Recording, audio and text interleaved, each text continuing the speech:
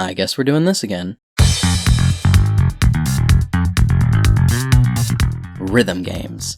You know them, I know them, I love them, and my last video about them did pretty well, so I thought I'd go ahead and make a sort of follow-up. And totally not because I'm creatively bankrupt and desperate for video ideas. If you haven't seen that video, I do recommend watching it, but it won't be required viewing or anything. Only episodic content here on the Winter Sound channel. Ignore that video's cancelled. So in that last video, I covered a handful of excellent rhythm games that released last year. But not only did I not cover everything I could have in that video, new stuff has released since then that I also really want to talk about. I'm not going to waste any time with a long intro or anything, let's just get straight into the first game. A cool intro? Ugh, not every video needs to have a Hey, film on a brand new mission. Me and my boys way up right now, and it's time we made a difference. Set this blood in the water, I hope you built for swimming. We turned 2 steps into 2 deaths, do you know the difference? Listen, hey, killer boys running the set. Keep your boys won't be no threat. We got big toys for big boys and they come with tech. Do, no regrets. Shit them up close, I ain't missing a step. Said it once, we'll say it again. This goes dead.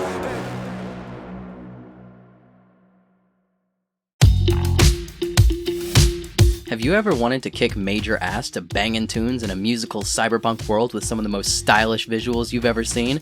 Well, if so, then that's an oddly specific wish, but a wish that's come true with Dead-Ass Disco. I very briefly covered this game in the last video, but since then it's finally released, in early access. And the devs were so kind as to give me a code to play it early. Which I didn't. But I did play it using that code. Last time I tried the game, it was in a pretty early phase of development through its public demo, but it blew up in popularity, particularly because of the infinite disco mode where you can battle to your own custom music. I saw plenty of clips online of people pairing it up with all kinds of songs, and the advanced track editor allows you to tweak it and make it feel perfect to play no matter the song. Unless you forget to set the ending like I did and you're stuck fighting to an extremely drawn out outro. Infinite Disco is still here and it feels smoother than ever. Notably, the performance has been massively improved from the demo. My machine is not the best in terms of specs, so I left it at the default graphics it chose for my device, which were pretty low. It runs so much better than it did before. Any stutters are negligible to my experience. Which brings me to the main event of the game, the levels. In Dead-Ass Disco, you play as Charlie Disco, a guy who died 10 years ago only to get a chance to reunite his old band for one night only thanks to this weird German disco skull guy. I am Vice, here to make sure the contract is upheld to the letter. One soul for one night. Of course, you do this by beating the shit out of each of them for falling victim to this evil mega corporation called Harmony. Currently, the game has 4 different levels, each ending with a boss fight against the former bandmate in question. There's Hemlock, a punk rocker who fell into the very machine he used to rage against, who has the best song in the game so far, by the way. Aurora, an AI K-pop singer who's got the powers of a goddess. Prophet, an elite producer and rap god with a level that gave me way more trouble than it needed to. And finally, Dex, a metal singer who used intense body modifications to get over his disability. You beat them all, get them to leave the evil corporation, and then they join your cause. Every time you beat a boss, you get a new ability to use in combat, which I thought was a really fun way to handle the progression. You can do them in any order, like a Mega Man game. However, the difficulty doesn't really seem balanced around the idea that any of them could be your first. Hemlock is significantly easier than all the rest, while Prophet, as I mentioned, kicked the shit out of me several times. That's really my only major complaint with the game so far. A lot of the boss fights can overstay their welcome, and the only checkpoint is at the very start of each boss, which can go on for up to 10 minutes sometimes, so it just kinda hurts to lose. Obviously, it's early access, so the complete game isn't here yet, and there's some aspects of the presentation that haven't really been perfected yet. It's most noticeable when it comes to the boss fights. Often the mid-fight cutscenes won't have very much in terms of sound design or facial expressions, and they can end pretty abruptly. I think some sort of slow-mo and a fade-out with a greater emphasis on sound design would do a lot here. The music is great, but it can't do all the heavy lifting. But enough about that. What about the gameplay? It's a rhythm game, after all. This is the most important part. Well, the best way I can describe it is, what if Batman Arkham kicked ass? Yeah, put that in an accolades trailer. Okay, obviously Batman Arkham kicks ass too, but the free flow combat of those games is the best comparison I have. Rhythm Free Flow is a genius idea. It's a lot more simple than the Arkham combat, but it's got plenty of unlockable moves and abilities to keep things fresh, and once you get a groove going, it makes you feel like an unstoppable badass. The levels are generally just one long set piece until the boss fight, but I think it works out well. Hi-Fi Rush has a lot of downtime between action segments, and while I do enjoy it and makes it feel like more of a complete game, I'm not exactly having the time of my life here. This game trims that fat and just gives you the purest rhythm action gameplay. No breaks. That's not to say there's no downtime though. That's where the Encore comes in. The old bar where Charlie and his bandmates used to practice, but it's been run down in recent years since the band split. Here you can spend your points from playing levels to either upgrade in the skill tree or restore parts of the bar. You can also customize your character and talk to your bandmates. I think there's some kind of side quest you can do to regain the bandmates' trust, but I couldn't really figure it out. In addition to all of this, they've added a challenge mode in Infinite Disco, where you have to take on pre-made objectives. It's simple, but a good way to increase longevity, since the main game will likely be very short, even when it's done. This is definitely a game to keep your eyes on, and though it may not even count as a rhythm game depending on who you ask, I think it's still worth playing, especially as the devs improve and build on it in the future. I mean, I can't think of any other games that let me beat ass to the Chow Garden theme.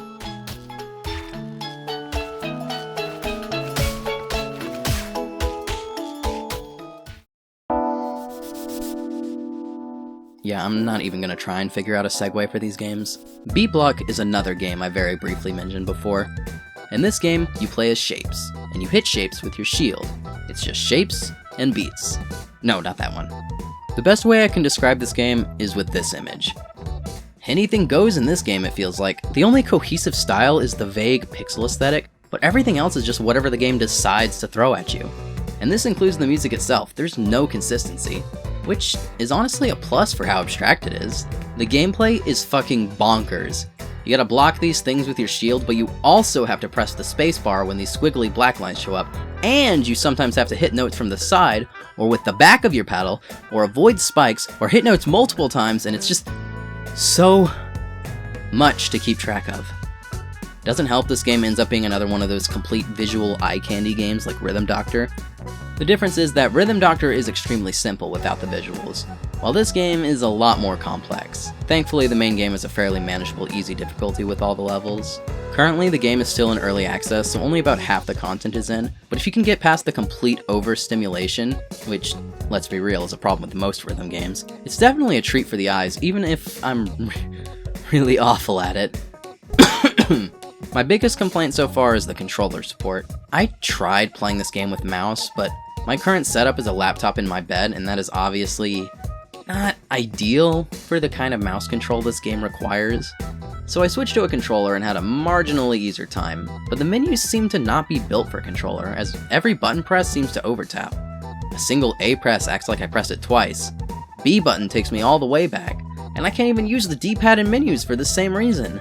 Due to this game's early access state, I assume this will be fixed in the future, and there just aren't that many controller players, and that's why they haven't noticed this yet. And it's not a deal breaker, since I can just control the menus with my keyboard anyway, but it is something I noticed. Last thing about this game I should mention is the custom levels. Here we have another incredible, unrestricted Steam workshop. After recent experiences with a certain other rhythm game's custom content, it's nice and refreshing to see a game where I can just make whatever I want and play whatever I want. It's all unofficial content anyway, what's the point in attempting to restrict it? And like Rhythm Doctor, this game's editor is super powerful and makes for some incredible visuals. To the detriment of my skill, but at least this game doesn't have a fail state, so even if I suck, I can still enjoy the levels. You can also unlock cute outfits for your circle. I think that's neat. Wow, so I ended up not having much to talk about with Beatblock. Despite its quality, it's very what you see is what you get, even if what you see doesn't make much sense. I guess that means this will be a short video then. There's nothing else to talk about. Looking forward to a Vivid Stasis video. Personal fave rhythm game from 2025 Vivid will probably Stasis. be They had Vivid it always Stasis. for this. If there isn't a Vivid Stasis video soon, I'm imploding! Guys, you know Vivid Stasis was in the last video, right? See? You see? Well, you don't see it? He moves! Right there! So I don't need to talk about it. I'm not obligated to listen to what YouTube comments tell me to do. I've got so many other games to free?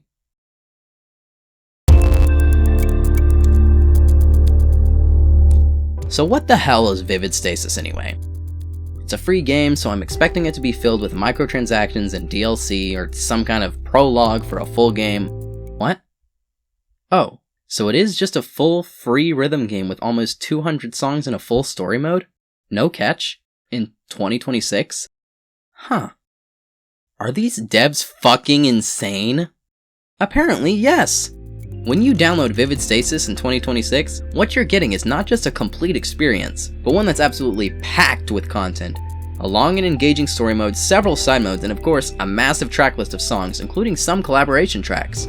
Holy shit, is that a motherfucking unbeatable reference? But I'm getting a bit ahead of myself. Let's take this game piece by piece, starting with the presentation, which I think is really fun.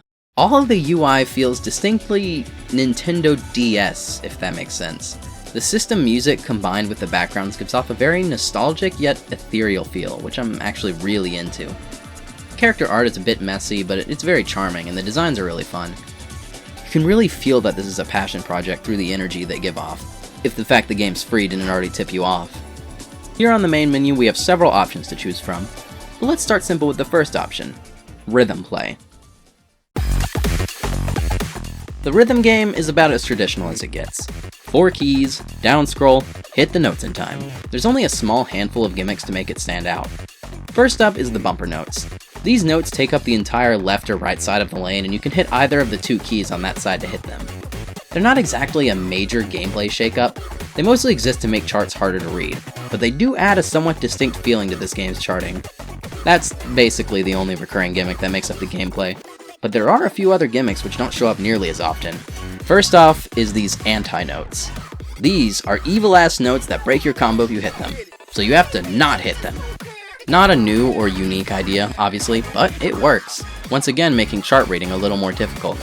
And then the last gimmick, if you can call it that, is intense on-screen VFX, or as I like to call it, holy fuck, how am I supposed to read this? As I said before, the track list is massive, but unlocking songs is a bit of a slow process. That is, unless you go into accessibility settings and turn on rhythm mode, which focuses the game purely on its rhythm gameplay and lets you unlock all the songs just through playing, or even unlock them all from the start if you want.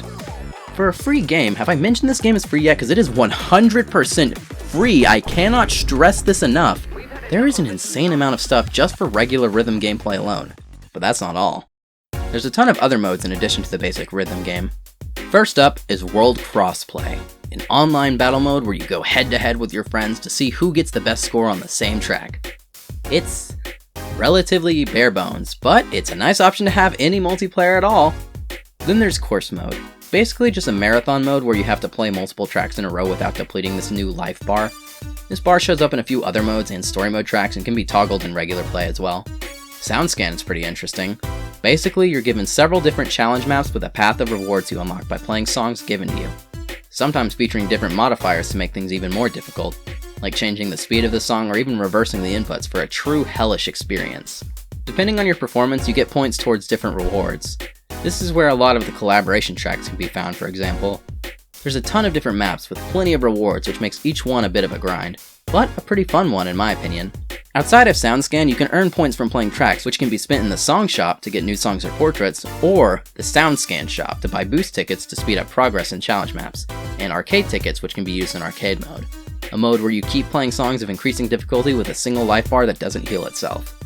There's an exploration mode where you walk around to collect gems, which you can spend to open doors, unlock songs, or read lore documents, and on top of all of that, you can raise a little chudling to fight RPG battles for you. This isn't even a rhythm game at this point. Another currency you get from playing tracks is battery points, which are exclusively used in the node flowchart to unlock songs and story chapters. Oh yeah, the story mode! Okay, so everything I've talked about so far has been pretty cool, especially for the price of $0, but I've been kind of leaving out the single most important piece of this entire experience, which is the absolutely amazing story this game offers. It takes the form of a visual novel split into chapter chunks, which you can access on this chart. As mentioned, you need BP to unlock pieces of the chart, which you get from playing songs. The more songs you play, the more BP you have, the more you can unlock off the chart. every once in a while you hit a roadblock in the chapter that requires you to solve a puzzle to progress. And when I say solve a puzzle, I don't mean the kind Papyrus makes. I mean cracking full-on ciphers which are given to you with no instructions or hints whatsoever. Better hope you grew up on Layton, because they do not mess around here. Or just give up and use a guide. Whatever works for you. Also, make sure you've got a good web browser, because this game even plays into some ARG bullshit at times. To be clear, I say ARG bullshit with as much love as I could possibly convey. Originally, the game dropped as a demo on itch.io way back in 2022, and very slowly the story progressed chapter by chapter while the fans theorized and attempted to decode the underlying storyline being set up, even going so far as to solve a cryptic ARG tied to a mysterious Twitter account, and I missed every bit of this, so I'm not even going to pretend to recount the experience leading up to the final chapter's release. This sort of interaction with the game and community is always super cool though, and considering how incredibly niche this game was until the final release, it must have felt so incredible to figure a puzzle or cipher out alongside the rest of the fans before there was any kind of guide online. It almost gives off a vibe similar to when fans first discovered the weird route in Deltarune. So what's the story actually about? You follow Saturday Tasagari, a young-ish girl who teams up with her friends Allison, Kotomi, and Eri in order to solve the mystery of her sister's disappearance, in an adventure that takes the group all across Japan to discover the truth. Eventually she finds out that and when in reality she didn't even know that, but they were roommates who the truth of the rocking horse and the culprit behind everything was, and also this happens. That's not funny, you idiot! Okay, wow, that got a bit out of hand. The last thing I want to do is spoil this game for anyone who wants to play it. When I first played this game, which at the time of recording was a few months ago, it completely blew me away. I was comparing the experience of playing it to Undertale in one shot, talking about how expertly weaved its meta-narrative is and how strong its characters and emotional beats are. But after having time to sit on it for a while, I do think the story, while definitely really good, isn't exactly as life-changing as I presented it in my initial script. Not to downplay its quality, of course, it's definitely great and I still recommend checking it out, but I don't want people to think they're about to experience one of the most incredible stories ever told or anything. It's very clever in how it uses elements both inside and outside of the game though, that much is for sure. I think my biggest criticism is in regards to how completely separated the story and rhythm game aspect feel to each other. There is absolutely no reason for this to be a rhythm game. You could replace it with a match 3 puzzle game and the story would be identical. The music is also relatively unmemorable. Although good in the moment, I don't really remember a single song after beating it. The core gameplay being a bit basic and the music being unmemorable sounds like a big problem for what's supposed to be a rhythm game, and it is. But that doesn't mean it's not fun. The charting is fun and the visuals are great, and most importantly, it's free, so I really can't complain either. Hell, I would have paid like $15 for this game and still been satisfied. Vivid Stasis might have gone down a few tiers on my ranking over time since I played it a few months ago, but that doesn't take away what a great game this is. Any shortcoming it could have is made up for by the fact it's free, fun, and has a great story. What I mentioned is ultimately nitpicks in the grand scheme of things. This game is unique for its story and aesthetic, and that's okay. For that reason, I feel pretty confident in saying that Vivid Stasis is the best game that money can't buy. Because it's free. Have I mentioned that yet? I don't really have a proper conclusion or anything to this video. I just wanted to talk about rhythm games again, honestly. I promise I'll make a video about something else next time. See you in 6 months when I make a video about Rubato or something. This game rocks, why the fuck is no one talking about it? And I'll keep on wearing my marathon shirt, and I'll wear it every day till it hurts, and I got no lady over the confidence of plenty in my marathon shirt. Once lone turkey. That's not funny, you idiot!